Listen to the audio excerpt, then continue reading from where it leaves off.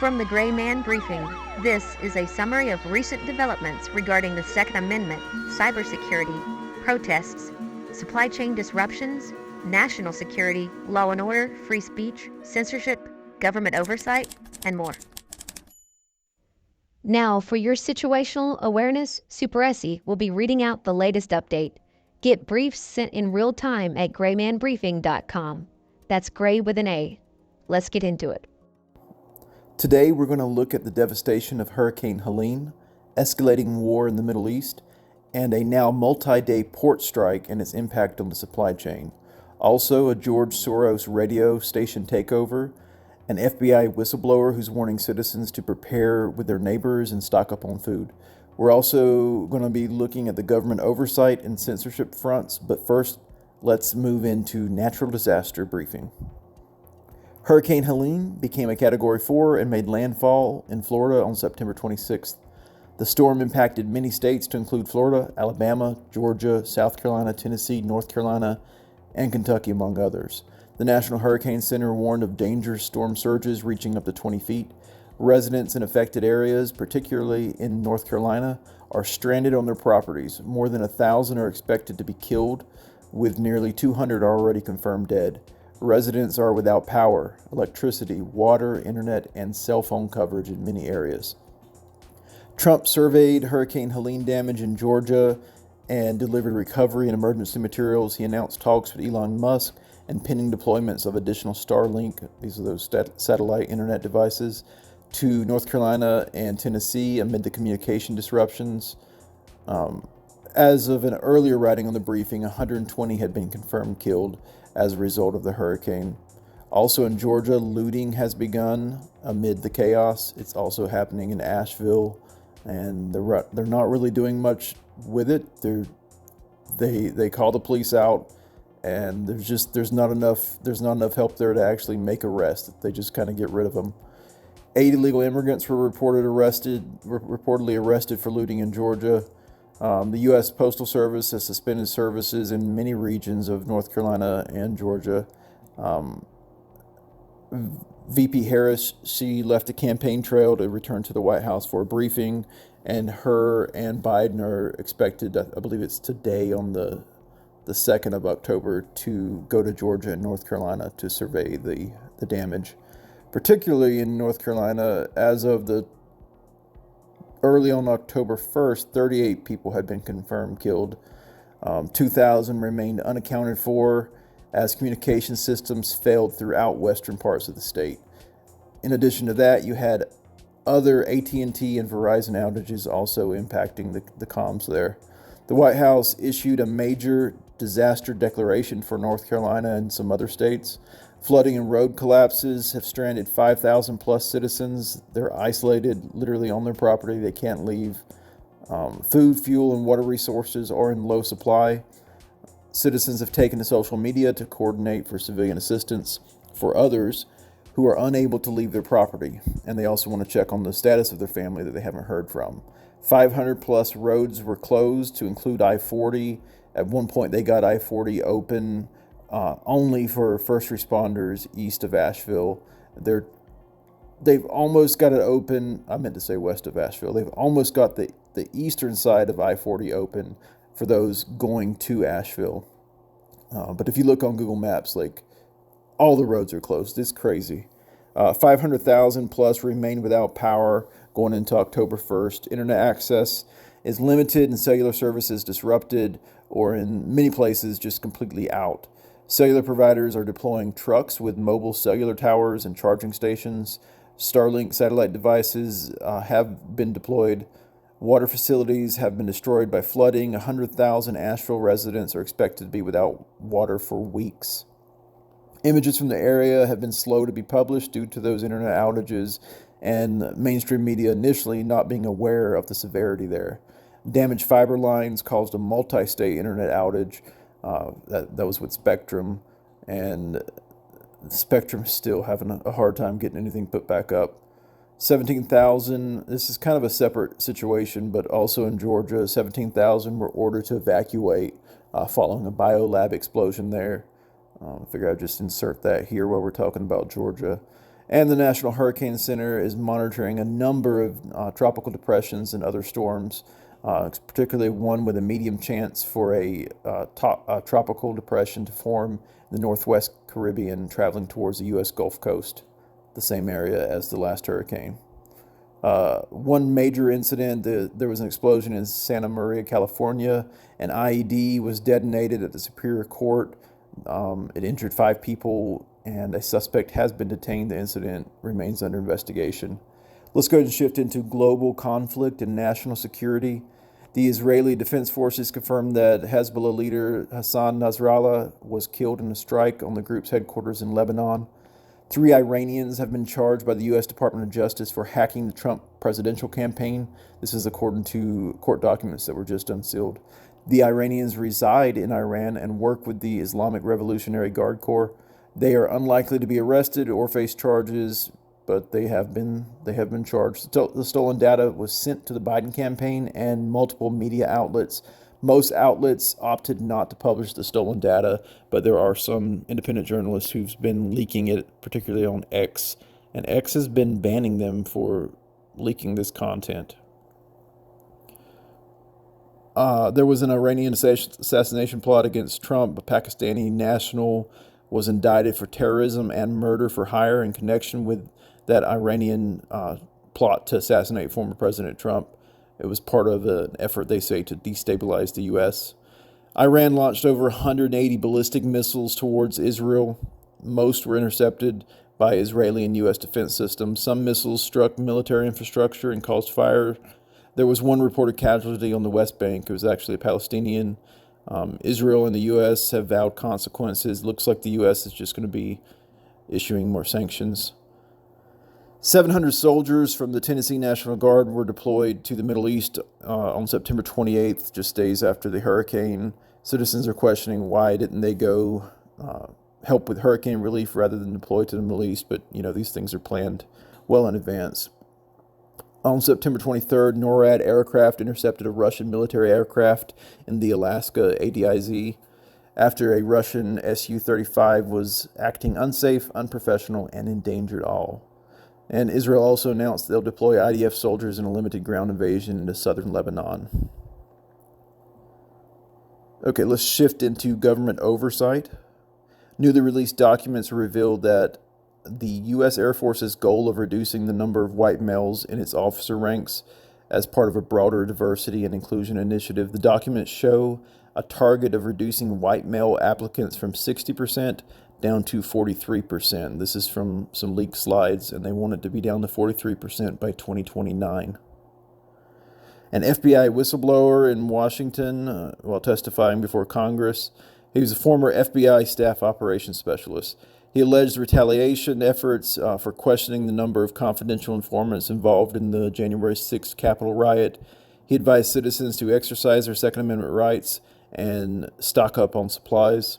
Parents were banned from a school in, I believe it's pronounced Bow, New Hampshire. Parents were protesting the inclusion of a transgender male athlete on the opposing all-female soccer team. Basically, the parents wore armbands. They were pink. They had an X and X, for the chromosome of females, and that's all they did. They just wore armbands. They didn't cause disruptions, and they didn't like that their children, their female children, had to compete against a male who was identifying as a female. But they've all been banned now from school events. The parents, that is. So let's move into New York City. The mayor there was indicted on charges of accepting bribes and illegal campaign contribution from foreign sources. Basically, some folks with a Turkish consulate wanted the mayor to help them pass fire code for a building for the consulate there. And kind of in exchange, they gave the mayor's campaign $10,000. That seems to be what most of that is all about. Let's talk about U.S. aid to Ukraine. President Biden has allocated $8 billion in U.S. aid to Ukraine, with $5.5 billion set to be deployed, well, already deployed actually. The funds will be used to purchase weapons directly from the defense sector rather than pull from U.S. stockpiles. Moving now into the supply chain and labor force briefing. The International Longshoremen's Association, the ILA, has begun striking at 36 port facilities across the U.S.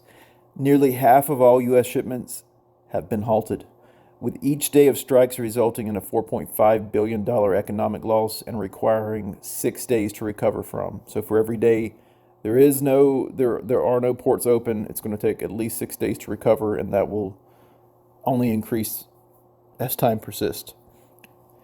If it persists for more than 3 weeks, significant disruptions across all industries are expected. China has imposed export controls on 6 antimony-related products, including antimony ore and metals, as well as nitrocellulose. So, just so you know, antimony, it's a critical material used in the U.S. defense production. It's used in making ammo, night vision, I think, infrared missiles, nuclear weapons, you name it. The U.S. Geological Survey found that the U.S. utilized 22,000 tons of it last year, and 63% of that came from China. The export limits are part of China's efforts, according to them, to protect their national security. The controls require the U.S. to apply for a sign-off from the Chinese Communist Party through a license to use dual-use civilian and military materials and technology. The CCP then reserves the right to delay or refuse the license, allowing China yet another bargaining chip. The materials are essential for producing propellant powder and primers. Like we said, it's used in both civilian and military ammunition.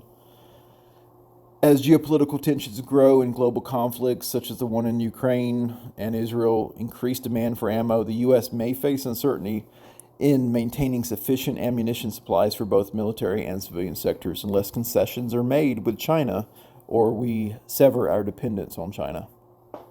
So now let's move into censorship, bias, and privacy. Alexa political bias. So Alexa, the virtual assistant, has been found to provide biased responses favoring Vice President Kamala Harris over former President Trump in the 2024 election. Bill Gates has called for AI censorship. Basically, he wants real-time AI censorship of content deemed harmful, including vaccine misinformation and the incitement of violence. Let's talk about Trump's censorship pledge. Former President Trump pledged to ban federal employees from censoring U.S. citizens and to fire any federal bureaucrat engaged in domestic censorship if he's reelected. So George Soros has fast-tracked the purchase of 200 radio stations in 40 U.S. markets ahead of the 2024 elections. Concerns have, of course, raised over foreign influence on the U.S. media as his funds for purchasing these 200 radio stations, it's stemming from foreign funds. All right, let's move into that Android malware outbreak. The Necro malware has affected over 11 million Android users. It's embedded itself in apps such as the Wuta camera app and the Max browser. Users are advised to uninstall any infected apps. So let's go to that MC2 data breach. So data was exposed. It's exposed the personal information of 100 million Americans. Compromised data included things such as names, emails, passwords, pretty much anything related to commercial background checks. And finally, let's talk about the ransomware attacks on the healthcare systems. Microsoft issued warnings about increased ransomware attacks on the U.S. healthcare sector. Hackers have been using what's called the Vanilla Tempest ransomware, which typically encrypts critical patient data until a ransom is paid. Let's move into infrastructure and communications. Verizon suffered, like we mentioned earlier when we were talking about the hurricane. In addition to those outages there, Verizon also suffered a nationwide outage. It didn't affect every user. Happened about 9:30, I believe it was October 1st. I don't have the date here in front of me. But yeah, if you had like an iPhone, your phones would say SOS or whatever. We're seeing more and more of these outages happening. This one looks a little suspicious. I won't get to it here on the broadcast, but from Spectrum to AT&T to Verizon to everything happening on the west side of North Carolina and in Georgia, comms are either under attack or just failing across the board. All this is really just a wake-up call. Make sure you have a contingency communication plan. So Super SE we have the ICER's guide, the ICER's template. It's a document. It allows you to have a quick reference for phone numbers and addresses for your family, helps you prepare as a team, has guidelines to follow for when a crisis occurs so that you know when to shelter in place or when to bug out. The document's primary focus is making sure all members know what to do, even if they're unable to talk to each other due to cellular outages and the same. It's a template you complete right now. You can download and print it. Then you refer to it when things go bad. It has categories based on how long you've been out of contact and what's happening around you. And then it has action plans that match up with those categories so you actually have a course of action. If you're interested in ICERs, go to superesse.us. That's superesse.us, and you can find the downloadable content there. We had one more final thing to cover here under the Second Amendment. A federal judge upheld Washington State's ban on assault weapons. It interpreted a Supreme Court's ruling to require plaintiffs to prove that the guns they want to use are in common use and are not too dangerous. So that's how they interpreted this. People have to prove that their guns are in common use and they're not very dangerous.